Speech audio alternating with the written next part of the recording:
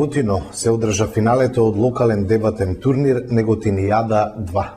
Синоќа во големата сала во општина Неготино се одржа финалето од локалниот дебатен турнир Неготинијада 2.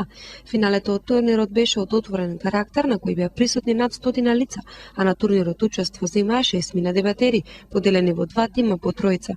Првото место на овој дебатен турнир го освои тимот КСКС во состав Вероника Николова, Симон Ѓорѓиев и Тимотеј Илиев, кои дебатираа против Штребери, во чиј состав беа Дарко Јованов, Дејан Пановски и Анета Трајкова.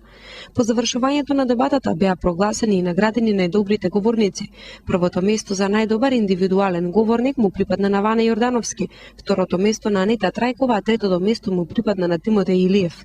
Низ целиот процес активно беа вклучени 6 судии: Емилија Андонова, координатор на дебатен клуб, Стефан Андонов, предавач на дебатата, Стефан Ристовски и Томислав Насков, асистенти на дебатата, Димитри Самандов и Јане Степанов, искусни дебатери на локални, регионални и почетнички турнири.